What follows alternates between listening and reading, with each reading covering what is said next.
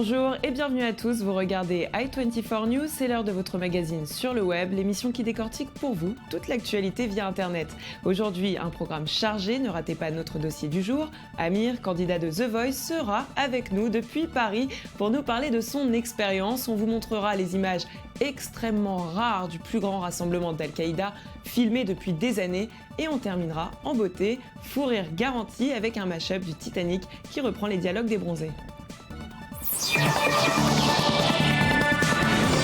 Et on ouvre cette édition avec une exclusivité, je vous l'avais promis, le film du plus grand rassemblement d'Al-Qaïda depuis des années. Cette vidéo qui tourne en masse sur les sites djihadistes est unique. Elle vient d'être publiée sur la toile par le TRAC, le Terrorism Research and Analysis Consortium. Il s'agit d'une sorte de propagande faite en pleine journée, ce qui est plutôt étonnant lorsqu'on sait que le groupe a pour habitude de se réunir le soir et en secret. Au premier rang, vous allez le voir, c'est le leader d'Aqpa, Nasir Al-Wouchi, ce qui est exceptionnel puisqu'il apparaît, vous allez le voir, à visage découvert, regardez.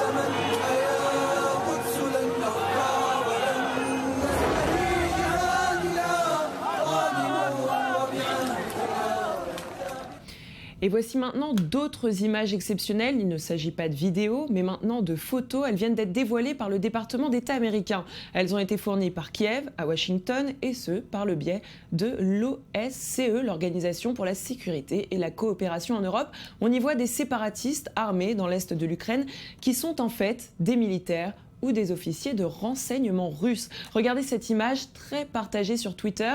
Elle a été prise en Géorgie il y a 6 ans. C'est la photo d'un militaire. On le voit avec sa longue barbe rousse. Il porte l'insigne d'une unité des forces spéciales russes. Alors juste à côté, on voit ce même homme. Sa barbe est un peu blanchie. Et encore ce même homme sur une autre photo qui a été prise lors de la capture d'un commissariat de la ville de Kramatorsk par les militants séparatistes. Et regardez ce qu'indique cette troisième photo. On peut lire: la même personne a été aperçue à Slaviansk le 14 avril 2014. Alors voici tout de suite une autre série d'images. Pour certaines, elles ont été prises en Crimée. Pour d'autres, ces derniers jours, dans l'est de l'Ukraine. On y voit encore le même homme. Il faut savoir qu'en Crimée, comme dans l'est de l'Ukraine, les États-Unis ont accusé depuis plusieurs semaines la Russie d'être liée aux séparatistes armés. Preuve à l'appui, c'est sur son blog officiel que le commandant militaire de l'OTAN a fait part de ses observations et explique pourquoi, selon lui, la Russie est à la manœuvre derrière les événements en Ukraine. Pour lui, il n'y a aucun doute, le comportement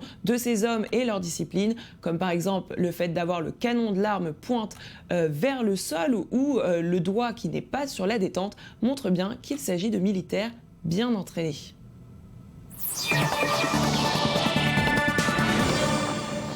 Et on passe tout de suite à notre dossier du jour. L'émission The Voice suit le mouvement de Rising Stars, un format israélien qu'M6 vient de racheter. Cette année, The Voice propose aux internautes de faire partie du jury grâce à Twitter. Alors Internet est-il devenu indispensable pour soutenir les candidats à l'international? C'est la question à laquelle Amir va nous répondre. Pour ceux qui ne le connaissent pas encore, voici qui il est. Though I never knew you at all, you had the grace to hold yourself while those around you crawl. They crawled out of the woodwork and they whispered into your brain. They set you on a treadmill and they made you change your name.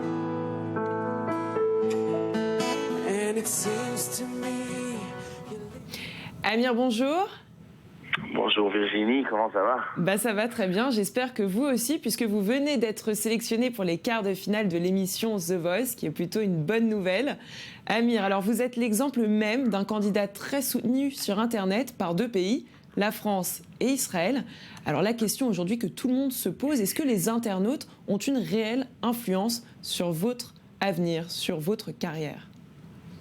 Eh bien oui, premièrement parce que ça nous permet, contrairement au passé, de garder un contact constant avec les fans et on n'a pas besoin d'attendre de les voir à la sortie des studios ou dans des concerts. On peut vraiment entretenir une relation journalière avec eux, leur raconter ce qui nous arrive et avoir des liens plus forts et plus profonds, plus fidèles aussi. À part ça, on a bien sûr leur influence qui se présente comme par exemple sur ce Prime où j'ai été qualifié pour le quart de finale et j'ai chanté une chanson qui a été choisie par les internautes. C'était un spécial choix du public. Donc leur activité, leur implication, elle est très très ressentie. Et puis voilà. Donc il y a un véritable échange justement grâce à Internet entre les artistes et leur public. Tout à fait. Un très fort échange. On donne comme on reçoit et je pense que ça nous met dans un état qui est beaucoup plus égal, beaucoup plus proche. Moi, j'adhère totalement. Vous vous sentez plus proche du public. Est-ce que vous y êtes tous les jours sur ces réseaux sociaux ? Oui. De temps en temps, je me prends des jours off parce que spécialement j'ai besoin pour de me ressourcer. Voilà. Mais quand j'y suis et très actif. Twitter, Facebook, Google+, YouTube, et j'en passe certainement, mais vraiment quoi. Aujourd'hui, je pense que c'est un monde qui est parallèle à notre vie de tous les jours, mais qui est nécessaire et influent et très présent. Ok, alors justement, puisque c'est influent et très présent, est-ce que vous pensez qu'Internet dévoile aujourd'hui les artistes de demain ? Il fait partie de tout un système. Moi, j'ai commencé grâce à Internet. Je me suis lancé sur YouTube. C'est comme ça que j'ai été découvert par les chercheurs les casteurs de The Voice qui sont. Donc c'est eux qui sont venus à vous via Internet déjà. Oui, et je fais partie de pas mal de talents de l'émission. Qui ont eu exactement ce même parcours. Ils ont posté des vidéos sur le net ou bien ils se sont fait découvrir dans des écoles de musique. Mais oui, The Voice cherche activement les talents qui rendront l'émission plus intéressante parce que les gens n'ont pas naturellement forcément cette volonté ou cette idée d'aller faire des castings pour des télécrochets et moi quand j'ai commencé là-bas sans aucune prétention de pouvoir arriver plus loin que les barrières de YouTube, mais voilà. Et aujourd'hui, grâce au public, vous arrivez en quart de finale. Est-ce que vous étiez préparé à un tel soutien sur Internet ? Je ne sais pas si c'est en rapport avec Internet. Le public qui m'a fait monter en quart de finale sont des gens qui ont voté par SMS. Mais j'imagine que le fait de communiquer avec eux de manière constante, ça crée une fidélité dans laquelle ils veulent me voir continuer l'aventure. Je suis sûr que ça a une partie d'influence importante. Je sens que les gens sont très contents que je réponde à leurs messages. Les choses sont beaucoup plus instantanées que dans le passé où on envoyait des lettres à la poste. Et du fait d'être proche d'eux, bien sûr, le soutien augmente et j'en suis ravi. Très bien, merci en tout cas Amir. On vous souhaite très très bon courage pour la suite. On va vous suivre de très près. On croise les doigts et je vous dis à très bientôt. Allez, on passe à un tout autre sujet maintenant avec Apple qui suit l'exemple de Facebook. Alors, pour le plus grand plaisir de Greenpeace, la compagnie américaine vient de racheter un projet qui permettra de créer de l'électricité grâce à de l'eau. L'objectif de ce projet est d'utiliser l'énergie renouvelable créée pour alimenter son data center. Alors ce projet a été développé par EBD. Le concept est simple, poser des barrages sur des réseaux d'irrigation agricole pour générer de l'électricité. On pourrait pouvoir générer entre 3 et 3,5 mégawatts, ce qui représente à peine un dixième de l'électricité nécessaire pour alimenter ce data center. Better. It's a powerful word and a powerful ideal. It makes us look at the world and want more than anything to change it for the better. And better can't be better if it doesn't consider everything. Our products, our values, and an even stronger commitment to the environment for the future. To us, better is a force of nature. It drives us to build things we never imagined. New data centers powered by the sun and wind. a new manufacturing facility that runs on 100% clean energy, and new product designs that make use of recycled materials.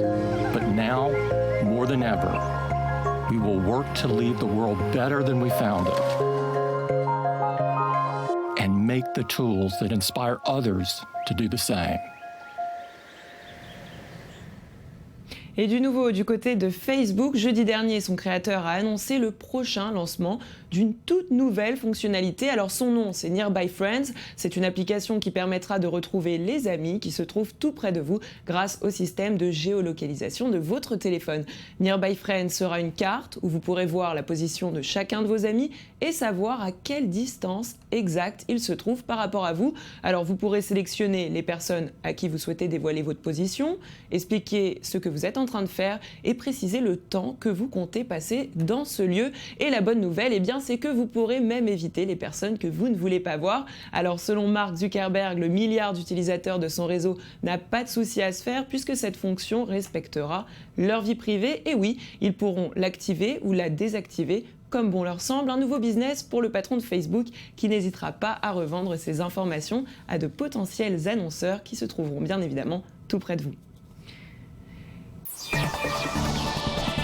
Fans de cinéma, vous allez avoir besoin de la Wi-Fi pour voir le dernier film d'Abel Ferrara, Welcome to New York, avec Depardieu dans la peau de DSK, puisqu'il ne sera disponible que sur Internet. Alors ce choix implique que le film ne sera pas en compétition au 67e Festival de Cannes, alors qu'il faisait partie bien des favoris. Mais pas de panique, la bonne nouvelle, c'est que vous pourrez voir ce film en ligne pour 7 € seulement. Et quand on a demandé aux deux producteurs du film pourquoi ils avaient choisi le net, leur réponse a été simple. Welcome to New York reprend l'affaire DSK, c'est donc un sujet qui attirera sans problème un grand nombre de spectateurs et vous allez comprendre de quoi je parle avec cette bande-annonce qui attire déjà de nombreux internautes. Malheureusement, vous ne verrez pas le début car il est un peu trop osé pour ce magazine, mais voici quand même un avant-goût.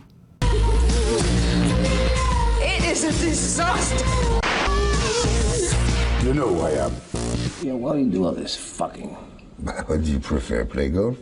Et autre argument, le film pourra sortir à n'importe quel moment puisque sur le net, il n'y a pas de calendrier strict comme l'imposent les salles de cinéma, un système qui connaît le succès aux États-Unis. La preuve avec ce film, In Your Eyes, disponible sur le site Vimeo, une romance surnaturelle réalisée par Bryn Hill, écrite par Joss Whedon, qui nous explique l'intérêt de ce projet. Regardez.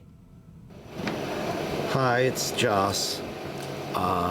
I wanted to welcome everybody. I wish I could be there with you, but I'm here with me instead. I did want to say thank you for coming to the film. It's a very exciting night for us because it's not just the premiere of the film, it is the worldwide release date because as of now, In Your Eyes is available on any internet-capable device at inyoureyesmovie.com for the sturdy price of $5. This is exciting for us because it means we get to explore yet another new form of distribution and we get $5. So I hope you enjoyed it.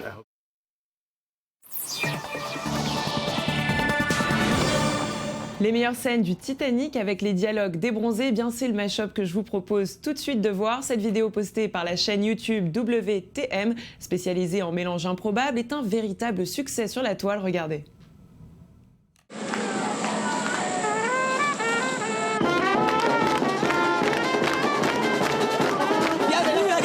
Bienvenue à Galaswinda, je m'appelle Marcus et je suis le chef de village.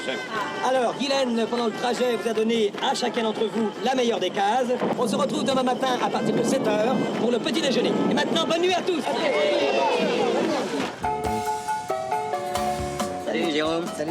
Vous avez amené le soleil? Vous avez le soleil. T'as le moindre pépin, je suis médecin. Enfin, essaye de pas me déranger pour des bricoles quand même, hein. Je suis en vacances.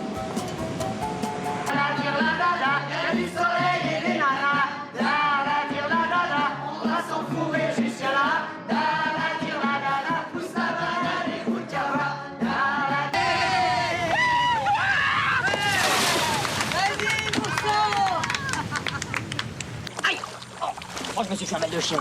Bah évidemment, c'est une décharge. Et dans le même genre, c'est sur les images de Star Wars, cette fois-ci que la même chaîne YouTube a collé les dialogues d'un autre film culte. Il s'agit des Visiteurs. Regardez, ça en vaut le détour. Mes amis, sortez les atours de festois pour qu'on fasse honneur à ma belle. Bien, messieurs. Regarde, mon Jacouille, comment ils ont transformé notre belle forteresse. Il y a des fenêtres partout, on ne peut pas se défendre. Ça, c'est une aubaine pour les Visigoths. Et les huttes? Prions pour qu'il n'ait pas détruit mes oubliettes.